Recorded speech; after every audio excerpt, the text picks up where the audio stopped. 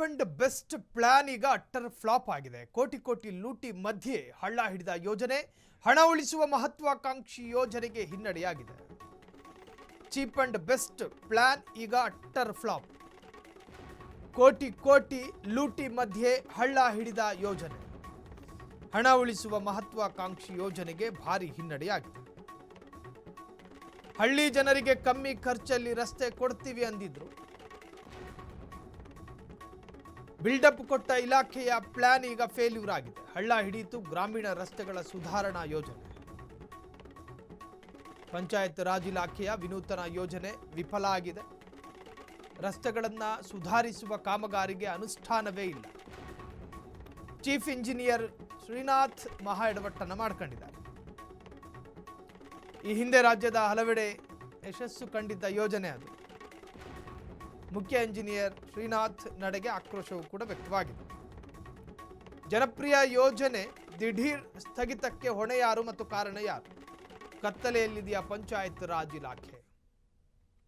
Cheap and best ಅಲ್ಲಿ ಎಲ್ಲ ಮಾಡಿಕೊಡ್ತೀವಿ ಅಂಥೇಳಿ ಗ್ರಾಮೀಣಾಭಿವೃದ್ಧಿ ಇಲಾಖೆ ನಿಜಕ್ಕೂ ಎಲ್ಲೋ ಒಂದು ಕಡೆ ಬಿಲ್ಡಪ್ ಕೊಟ್ಟ ಇಲಾಖೆಯ ಪ್ಲಾನ್ ಈಗ ಫೇಲ್ಯೂರ್ ಆಗಿದೆ. ಹಳ್ಳ ಹಿಡಿತಾ ಗ್ರಾಮೀಣ ರಸ್ತೆಗಳ ಸುಧಾರಣಾ ಯೋಜನೆ. ಈ ಬಗ್ಗೆ ಹೆಚ್ಚಿನ ಡೀಟೇಲ್ಸ್ ಕೊಡೋದಕ್ಕೆ ರೋಹನ್ ಹಿರೇಮಠ್ ಫೋನ್ ಸಂಪರ್ಕದಲ್ಲಿ. ರೋಹನ್, ಗ್ರಾಮೀಣಾಭಿವೃದ್ಧಿ ಇಲಾಖೆ ಈ ಹಿಂದೆ ಏನಂತ ಹೇಳಿತ್ತು? ನಾವು ಚೀಪ್ ಅಂಡ್ ಬೆಸ್ಟ್ ನಾವು ಕೊಡ್ತೀವಿ ಅಥವಾ ಕ್ವಾಲಿಟಿ ಕೊಡ್ತೀವಿ, ಆ ಪ್ಲಾನ್ ಈಗ ಫ್ಲಾಪ್ ಆಗಿದ್ದು ಯಾವ ಆಧಾರದಲ್ಲಿ ರೋಹನ್?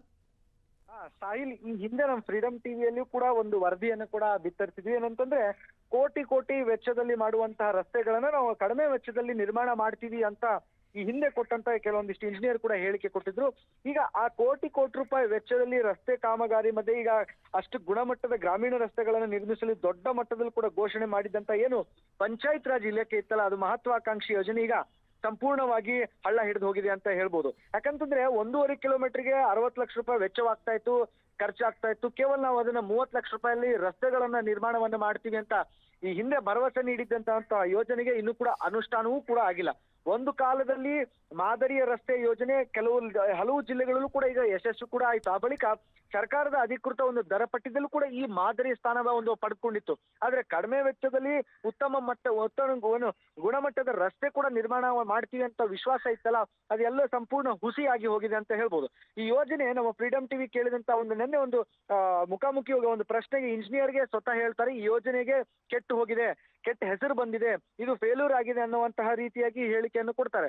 ಇನ್ನು ಸ್ಥಿತಿಗತಿಯನ್ನು ಗಮನಿಸಿದ್ರೆ ನಿಜಕ್ಕೂ ಈ ಮಾದರಿಯ ಯೋಜನೆ ಯಶಸ್ವಿ ಆಗೋದಲ್ಲಿ ಹಿಂಜರಿಕೆಯಾಗಿ ಅನ್ನುವಂಥದ್ದು ಕೂಡ ಸಹಜವಾಗಿ ಪ್ರಶ್ನೆ ಬರುತ್ತೆ.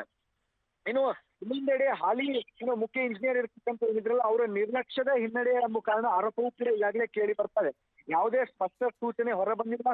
ಆದ್ರೆ ಇದರ ಪರಿಣಾಮ ಹಲವು ಕಾಮಗಾರಿ ಕೂಡ ಆರಂಭವಾಗಲು ಕೂಡ ಈಗಾಗಲೇ ನಿಂತು ಹೋಗಿದ್ದು, ಶಾಸಕರ ಶಿಫಾರಸುಗಳು ಇವೆಲ್ಲ ಗಮನಿಸಿದಾಗ ಅನುಮೋದನೆ ಮತ್ತು ಆಡಳಿತಾತ್ಮಕ ವಿಳಂಬವಾಗಿದ್ದು ನಿಜಕ್ಕೂ ಕೂಡ ಪಂಚಾಯತ್ ರಾಜ್ ಇಲಾಖೆಯಲ್ಲಿ ನಿಜಕ್ಕೂ ಕೂಡ ಅವರ ಒಂದು ಇಲಾಖೆಯ ಒಂದು ಬ್ಯಾಕ್ ಡ್ರಾಪ್ ಅಂತ ಹೇಳ್ಬೋದು. ಹಾಗಾದ್ರೆ ಈ ಕೋಟಿ ಕೋಟಿ ಉಳಿತಾಯ ಭರವಸೆ ಕೊಟ್ಟಿದ್ದು ಚೀಪ್ ಅಂಡ್ ಬೆಸ್ಟ್ ಯೋಜನೆ ಕೊಡ್ತಿದ್ರೆ ಕೊನೆಗೂ ಕೂಡ ಹಂತಕ್ಕೆ ಬರಲಿಲ್ಲ. ಯೋಜನೆಯನ್ನು ಕೆಟ್ಟ ಹೆಸರು ಬಂದಿದ್ದು ಹೇಗೆ ಎಂಬುದೆಲ್ಲವೂ ಕೂಡ ಗ್ರಾಮೀಣರ ಅಭಿವೃದ್ಧಿಯ ಒಂದು ಕನಸಿನ ರಸ್ತೆ ಇತ್ತಲ್ಲ, ಮತ್ತೆ ಈಗ ಅದು ಮಾಡಿದ್ದು ನಿಜಕ್ಕೂ ಒಂದು ಇಲಾಖೆಯ ಮೇಲೆ ಗಂಭೀರ ಪ್ರಶ್ನೆ ಎದ್ದಿದೆ ಅಂತ ಹೇಳ್ಬೋದು. ಥ್ಯಾಂಕ್ ಯು ರೋಹನ್ ತಮ್ಮೆಲ್ಲ ಡೀಟೇಲ್ಸ್ಗೆ.